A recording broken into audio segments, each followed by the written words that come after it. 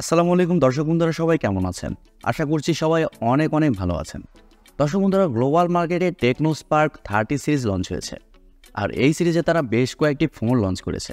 আর এর সাথে সাথে দুইটি লিমিটেড এডিশনও পেয়ে যাচ্ছেন, যেমন টেকনো স্পার্ক 30 লিমিটেড এডিশন এবং আরও থাকছে Tecno Spark 30 Pro limited edition. আর আজকের ভিডিওতে আমরা এই ফোনটি নিয়ে বিস্তারিত আলোচনা করব। যদিও টেকনো স্পার্ক 30 প্রো এবং এই লিমিটেড এডিশনের স্পেসিফিকেশন মোটামুটি সিমিলার।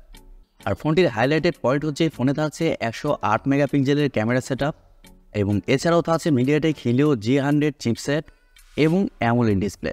সো সব কিছু মিলে এই ফোনটি কেমন হবে, আর ফোনটি যেহেতু গ্লোবাল মার্কেটে লঞ্চ হয়েছে সেহেতু এই ফোনটি আমরা বাংলাদেশের মার্কেটে কবে এবং কেমন প্রাইস পয়েন্টে দেখতে পাবো, এই সবগুলো বিষয় নিয়েও কথা বলবো।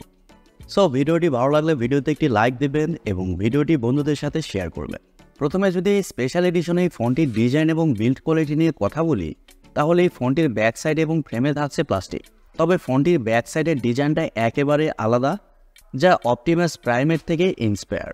আর অনেস্টলি বলতে গেলে ডিজাইনটা দেখতে কিন্তু খুবই ভালো লাগছে। তবে এই ফোনটির ব্যাক সাইডে থাকছে একটি ক্যামেরা, কিন্তু দেখলে মনে হবে এই ফোনটির ব্যাক সাইডে 3টি ক্যামেরা সেটআপ ব্যবহার করা হয়েছে, কিন্তু না, এখানে কাজের সেন্সর একটি থাকছে। ফোনটির থিকনেস করা হয়েছে 7.4 মিলিমিটার।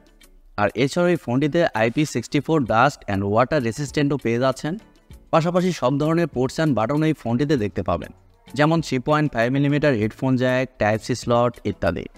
আর এছাড়াও এখানে দুইটি সিম কার্ডের পাশাপাশি একটি মাইক্রোএসডি কার্ড ব্যবহারের সুযোগ পাচ্ছেন, যা অবশ্যই ফোনটির একটি ভালো দিক। সো ওভারঅল এই ফোনটির ডিজাইন এবং বিল্ড কোয়ালিটি আপনাদের কাছে কেমন লেগেছে? অপটিমাইজ প্রাইম থেকে ইন্সপায়ার, এই বিষয়টি আপনাদের কাছে কেমন লেগেছে? কমেন্ট করে আপনাদের মূল্যবান মতামত অবশ্যই জানাবেন। ফোনটির ডিসপ্লে নিয়ে কথা বলতে গেলে ফোনে থাকছে 6.84 ইঞ্চের একটি অ্যামোলেড ডিসপ্লে, যা ফুল এইচডি প্লাসের একটি ডিসপ্লে। আর এর রেজুলেশন হিসেবে থাকছে 1080x2436 পিক্সেল এবং আরও থাকছে 393 ppi ডেন্সিটি। এছাড়াও ডিসপ্লেতে 1 বিলিয়ন কালার্সের সাপোর্টও পেয়ে যাচ্ছেন। আর মজার ব্যাপার হচ্ছে এই ডিসপ্লেতে ব্যবহার করা হয়েছে ইন ডিসপ্লে ফিঙ্গারপ্রিন্ট সেন্সর, যা যথেষ্ট ফাস্ট এবং অ্যাকুরেট। এবং আরও থাকছে 120 হার্টসের রিফ্রেশ রেট এবং 1700 নিটস পিক ব্রাইটনেস, যার কারণে ডে লাইট কন্ডিশনেও ডিসপ্লেটা যথেষ্ট ব্রাইট হবে। আর 120 হার্টসের রিফ্রেশ রেট থাকার কারণে ডিসপ্লের টাচ রেসপন্সও যথেষ্ট ভালো হবে। আর যেহেতু টেকনো এখানে অ্যামোলেড ডিসপ্লে প্রোভাইড করেছে, সেহেতু ডিসপ্লের কালার কোয়ালিটিও খুবই ভালো হবে। ডিসপ্লেতে শার্পনেসের ঘাটতি আপনারা একেবারে ফিল করবেন না। ফোনটির সফটওয়্যার এবং পারফরমেন্স নিয়ে কথা বলতে গেলে এই ফোনে থাকছে Android 14, যার ব্যাকএন্ডে থাকছে iOS 14। আর আগেই বলেছি ফোনটিতে চিপসেট হিসেবে থাকছে মিডিয়াটেক হিলিও G100 চিপসেট, যা 6 ন্যানোমিটার আর্কিটেকচারে তৈরি করা, এবং জিপিইউ হিসেবে থাকছে Mali G57 MC2। দর্শক বন্ধুরা, মিডিয়াটেকের এই চিপসেটটা কিন্তু 5G না, 4.5G বলতে পারেন। এক কথায় বলতে গেলে 4G চিপসেট। তবে এই চিপসেটের পারফরমেন্স কিন্তু খুবই ভালো। এই চিপসেটের আন্তত স্কোর 4,40,000-এর আশেপাশে। সো বুঝতেই পারছেন চিপসেটের পারফরমেন্স কেমন হবে। ডে টু ডে ইউজ করার জন্য এই ফোনটি দারুণ হবে। পাশাপাশি মিডিয়াম গ্রাফিক্সের গেমগুলো এই ফোনটিতে আপনারা ইজিলি প্লে করতে পারবেন। এছাড়াও মাল্টিটাস্কিং সহ অন্যান্য কাজ খুব ভালোভাবে করতে পারবেন। এদিক দিয়ে কোনো ধরনের সমস্যা হচ্ছে না।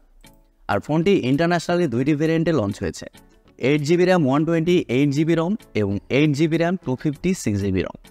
আর আগেই বলেছি এই ফোনটিতে আপনারা সিম কার্ডের পাশাপাশি মাইক্রোএসডি কার্ড ব্যবহারের সুযোগ পাচ্ছেন।